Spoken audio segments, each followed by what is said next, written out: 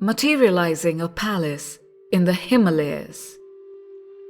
Babaji's first meeting with Lahari Masaya is an enthralling story, and one of the few which gives us a detailed glimpse of the deathless Guru. These words were Swami Kebalananda's preamble to a wondrous tale. The first time he recounted it, I was literally spellbound.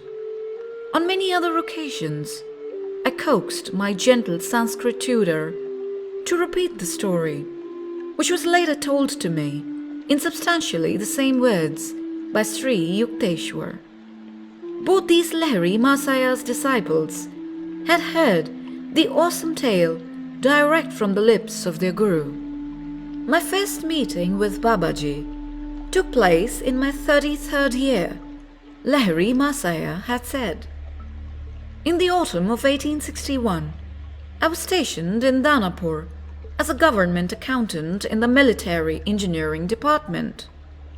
One morning, the office manager summoned me. "Lahari," he said, "a telegram has just come from a main office.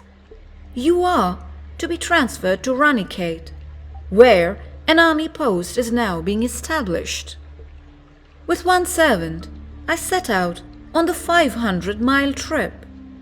Traveling by horse and buggy, we arrived in 30 days at the Himalayan side of Ranikhet. My office duties were not onerous. I was able to spend many hours roaming in the magnificent hills. A rumor reached me that great saints blessed the region with their presence. I felt a strong desire to see them.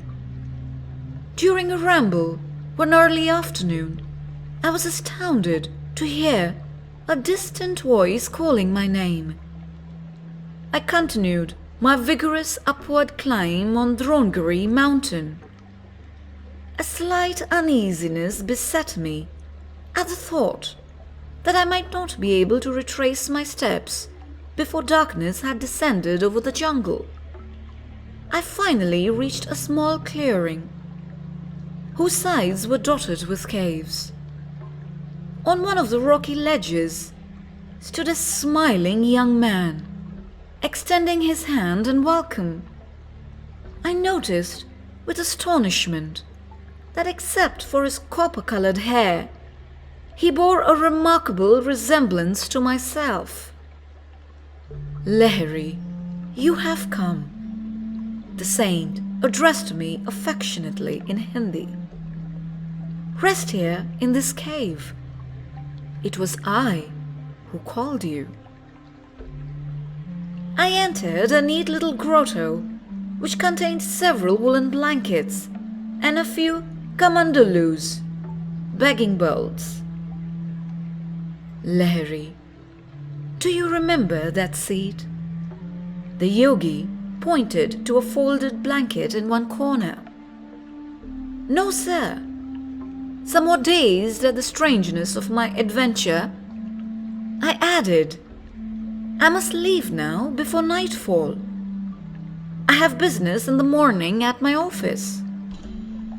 The mysterious saint replied in English, "The office was brought for you, and not you for the office." I was dumbfounded that this forest ascetic should not only speak English, but also paraphrase the words of Christ. I see my telegram took effect. The yogi's remark was incomprehensible to me. I inquired his meaning. "I refer to the telegram that summoned you to these isolated parts. It was I who silently suggested to the mind of your superior officer that you be transferred to Ranikhet.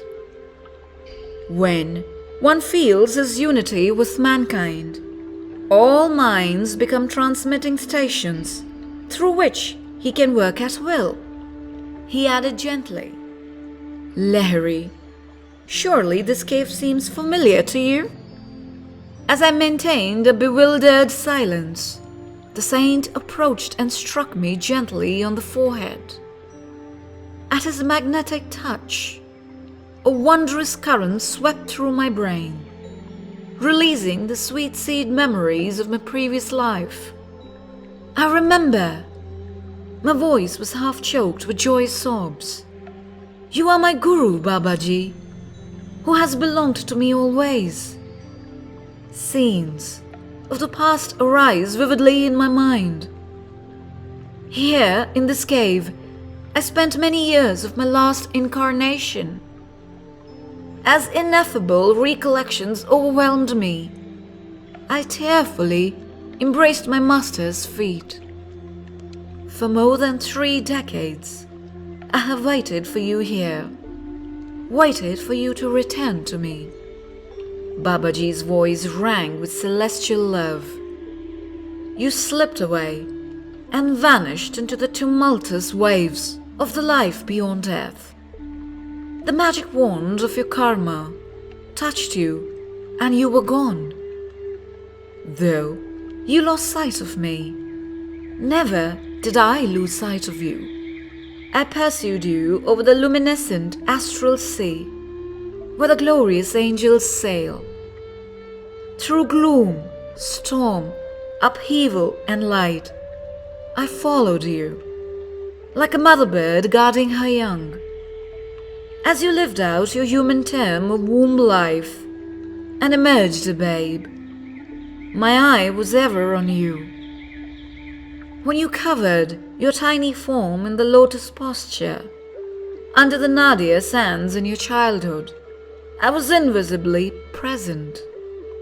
Patiently, month after month, year after year, I have watched over you, waiting for this perfect day. Now, you are with me. Lo, here is your cave, loved of yore. I have kept it ever clean and ready for you. Here is your hallowed asana blanket, where you daily sat to fill your expanding heart with God. Behold, there your bowl, from which you often drank the nectar prepared by me. See how I have kept the brass cup brightly polished, that you might drink again therefrom?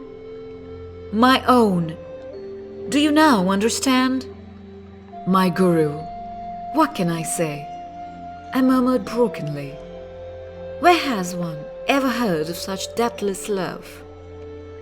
I gazed long and ecstatically on my eternal treasure, my guru in life and death.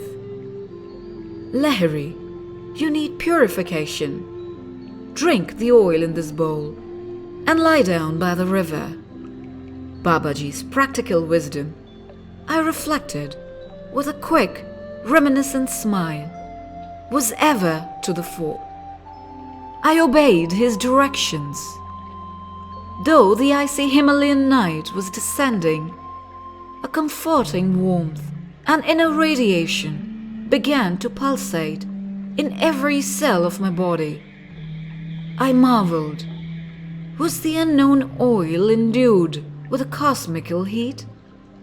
Bitter winds whipped around me in the darkness, shrieking a fierce challenge.